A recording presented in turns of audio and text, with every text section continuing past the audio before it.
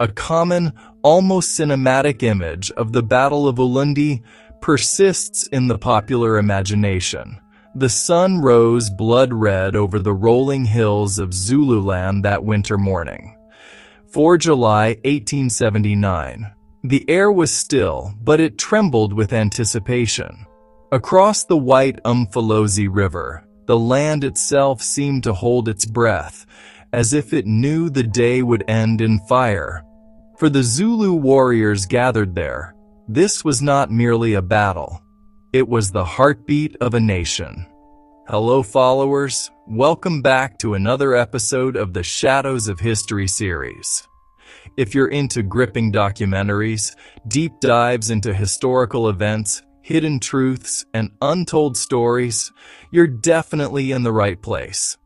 Before we jump in, don't forget to hit that subscribe button, give this video a like, and drop a comment below. I love hearing your thoughts. Big shout out to all our new subscribers. Welcome to the family. And to my returning viewers, you already know, you're the real hero. All right, let's dive into today's story. You're not going to want to miss this one.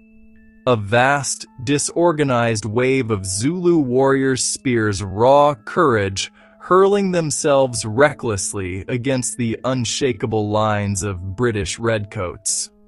They came by the thousands, barefoot, proud, adorned with feathers, cowhide shields, and the scars of a warrior's life. The air pulsed with war chants, deep and rhythmic, rising like thunder from the chest of the earth.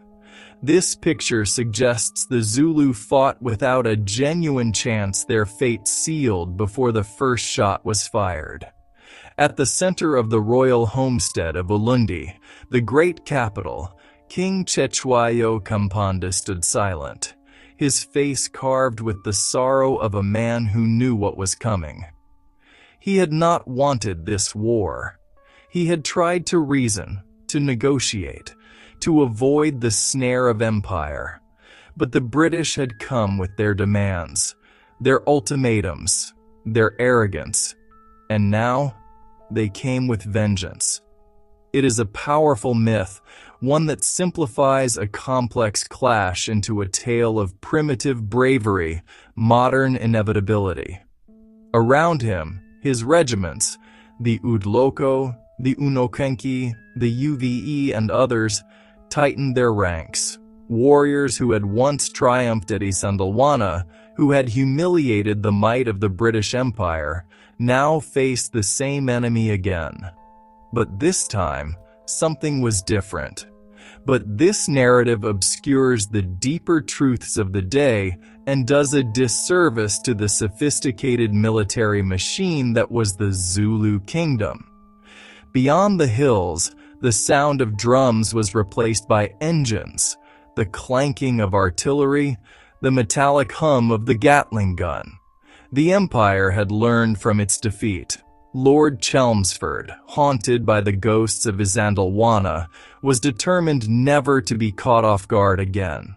On that morning, he arranged his 5,000 soldiers into a massive hollow square, a formation that gleamed under the African sun. The reality: the Zulu army was far from a simple mob. It was a disciplined, tactically astute force that had months earlier inflicted a stunning defeat on this very imperial army. At each corner stood the Gatlings, weapons that spat death faster than any man could comprehend. Within the square, cavalry waited, restless horses stamping the dust, while artillery pieces gleamed like polished fangs. The truth we must uncover: the Zulu warriors who advanced across the Malabathini Plain on July 4, 1879, did so with a clear strategy and a history of proven success. From the British camp, the scene was calm, eerily so. The soldiers checked their rifles, joked in low voices, and squinted toward the hills. They knew the Zulus were coming. Then, out of the shimmering heat, The land began to move. Before the British invasion, the Zulu kingdom was the dominant power in southeastern Africa. They came in silence at first, thousands of dark figures rising from the grasslands, their formation spreading like wings. The famous horns of the buffalo, the Zulu tactic perfected by Shaka himself. The chest would strike head-on, the horns would sweep around to encircle the prey. From a distance, it looked like a living creature, beautiful and terrible. A highly organized and martial society forged by the legendary King Shaka a half-century earlier. Then came the sound. A deep, rhythmic chant rolled across the veld. Usuthu, Usuthu, the battle cry of the Zulus. They began to run, shields glinting, spears flashing. Chelmsford raised his sword. "Hold your fire," he commanded. The British line waited.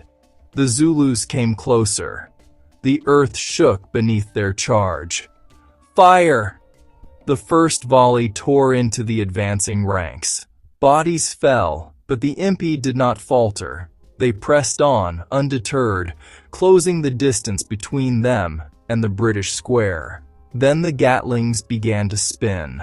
Life was structured around the authority of the king, Cetshwayo Kampande, and the nation's strength was embodied in its formidable army. The sound was unlike anything the Zulus had ever heard. A metallic scream, a continuous merciless roar. Bullets poured out in streams, cutting down men by the dozen. Still, the Zulus charged. They threw their spears, leaped over the fallen, screamed their war cries. For every step they gained, 100 men fell. Young men were conscripted into age-grade regiments, or Amabutho, living and training together in royal military barracks, or Amakanda, scattered across the kingdom. In the thick smoke, it was chaos, the old world dissolving before their eyes. Warriors who had once faced musket fire without fear now found themselves mown down by invisible force. Their shields, their courage, their unity, none of it could stand against the thunder of the Empire's guns. This system did more than create soldiers. It fostered a powerful sense of national identity. The chest of the formation collapsed under the onslaught. The horns tried to close, but the British square held firm. Artillery shells exploded among the Zulu ranks, scattering them like leaves before a storm. Within 20 minutes, the proud army of Zululand, 20,000 strong, was shattered. Discipline and loyalty to the king. The British cavalry charged out, sabers flashing, chasing the retreating warriors across the veld. Those who had come to defend their king, their land, their ancestors, now fled through fire and smoke. The battle was over. The Zulu army was not a militia called up in times of crisis. It was a standing force of professional warriors, deeply integrated into the fabric of daily life and governance. By midday, Ulundi, the royal city, was in flames. The smoke rose high, a black pillar against the blue sky. British soldiers watched as thatched huts and sacred enclosures burned, the last symbols of an independent Zulu kingdom turning to ash. The foundation of Zulu military success was its revolutionary tactics and weaponry.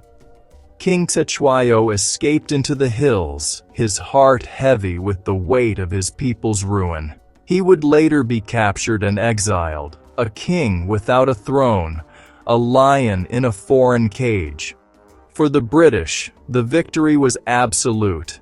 Their losses were negligible. A dozen men dead, a few dozen wounded. The empire had proven its invincibility once more. But among the ashes, something lingered. A silence that no triumphal shout could dispel. The primary weapon was the Ikalwa, a short, broad-bladed stabbing spear designed for brutal, close-quarters combat, a departure from the throwing spears used by neighboring peoples. The Battle of Ulundi was more than the end of the Anglo-Zulu War. It was the death of an age, the moment when Africa's greatest warrior nation was crushed beneath the wheel of industrial progress. This was complemented by large oval shields, or isihlangu, made of toughened cowhide, which provided excellent protection and could be used offensively to hook an opponent's shield aside. Yet, even in defeat, the Zulus achieved something eternal. Their courage had stunned the world. Their discipline had earned the grudging respect of their conquerors. Even Queen Victoria herself, upon meeting Cetshwayo years later, admitted admiration for his dignity and wisdom. The empire had won, but it had also revealed its own moral hollowness, a victory that left behind not glory, but grief. The British force that marched on Ulundi in the winter of 1879 was a very different beast from the overconfident column destroyed at Isandlwana. Today, the plains of Ulundi are quiet. The sun still rises red over the hills, and the wind still moves through the grass like the breath of ghosts. Led by Lord Chelmsford, the British commander-in-chief, this new army was cautious, methodical, and profoundly respectful of its Zulu adversary. Beneath that grass lie the bones of men who ran toward bullets with nothing but shields and courage. They fought not for conquest, but for the right to remain who they were, Zulu. Chelmsford himself was a man driven by the need for redemption. The disaster at Isandlwana had shattered his reputation, and he knew that only a decisive, undeniable victory could restore it. His plan was no longer based on a swift, multi-pronged invasion, but on a slow, deliberate advance with a single, powerful column, designed to force a final, set-piece battle where British firepower could prove decisive. The technological advantage of the British military was formidable. The primary infantry weapon was the single-shot Martini-Henry rifle, a breech-loading weapon with a long range and a high rate of fire in the hands of a trained soldier. It fired a heavy .45 caliber bullet that inflicted devastating wounds. Crucially, the army also brought significant artillery support. 9-pounder field guns and Gatling guns, early mechanical machine guns capable of firing hundreds of rounds per minute. This combination of disciplined volley fire from the infantry. On the morning of July 4th, 1879, Lord Chelmsford led his force of over 5,000 men out from their fortified laager and onto the open Malabathini plain, directly challenging King Cetshwayo's army. It was a deliberate provocation, an invitation to a decisive battle on ground of Chelmsford's choosing. The British advanced to a carefully selected position and formed a large, hollow square. The formation was immense-sized, several hundred men long, 4 ranks deep. The front ranks knelt, while the rear ranks stood, allowing for continuous rolling volleys of fire. Within the square were the command staff ammunition reserves, the artillery, its guns positioned at the corners to provide overlapping fields of fire. The British were a compact, bristling fortress of steel and firepower, waiting for the storm to break. The Zulu army, estimated at between 15,000 and 20,000 strong, responded to the challenge. Emerging from the surrounding hills and valleys, they appeared not as a single mob, but as distinct regiments advancing with a chilling, rhythmic chant. One of the most persistent myths of Ulundi is that the Zulus simply repeated the same frontal assault until their army was annihilated. The reality is more nuanced. Zulu commanders did attempt to adapt on the battlefield. Some reserve forces, seeing the frontal attack failing, tried to swing wide to assault the corners of the square which were perceived as weaker points. Other groups used the terrain dongas and long grass to try and approach the British lines under cover. However, the key turning point was the British choice of battlefield. Chelmsford selected a wide, open plain with no significant cover, negating Zulu strengths like surprise and the ability to mask flanking with terrain. The immediate outcome of the Battle of Ulundi was the complete and utter destruction of the Zulu army as a fighting force. In less than an hour, the military power that had dominated the region for 50 years was broken. Following the cavalry pursuit, British forces advanced on the royal capital of Ulundi and, in a final act of subjugation, put it to the torch. The great circle of huts, the heart of the nation, went up in flames, the smoke visible for miles, a funeral pyre for an independent kingdom. King Cetshwayo became a fugitive, hunted by British patrols, and was captured several weeks later. The war was over. The wider impact of the battle was the dismantling of the Zulu state. The British divided Zululand into 13 separate, competing chiefdoms. This divide and rule policy was a disaster, fostering instability and sparking a brutal civil war that claimed more Zulu lives than the Anglo-Zulu War itself. The pride and unity of the nation were systematically broken apart, culminating in the formal annexation of their lands by the British in 1887. However, it is a mistake to believe that the story of the Zulu nation ended with the smoke over Ulundi. The myth of a doomed charge serves a purpose. It frames British victory as the natural result of technological superiority, almost absolving strategic blunders and immense political pressures behind the invasion. It makes the conflict seem less like aggression and more like progress.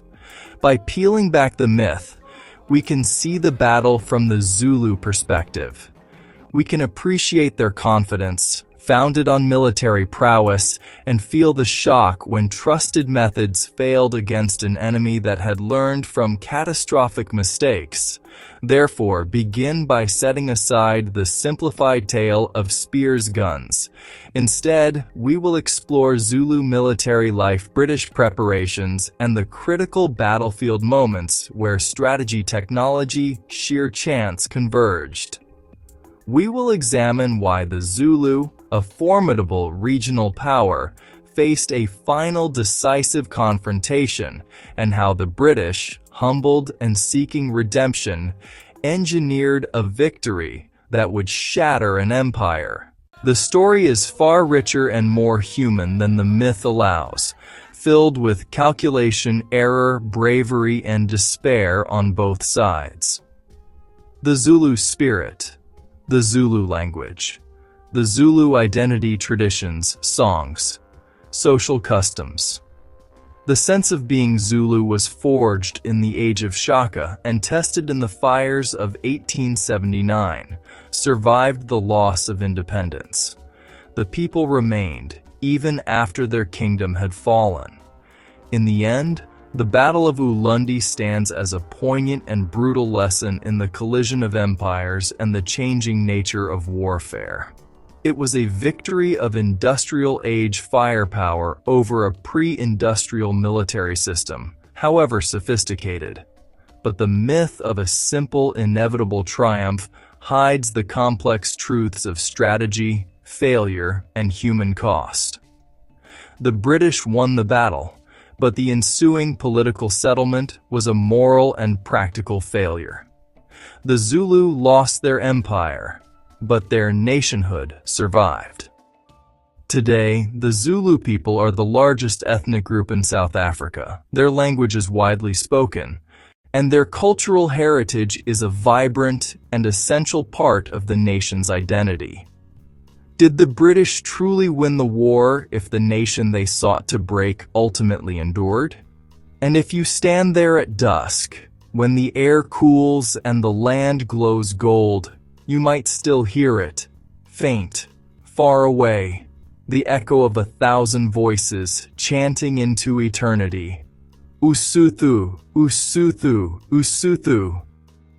The day the spears met the Gatling gun was the day an empire triumphed, and a legend was born. What do you think of this story in the comment section?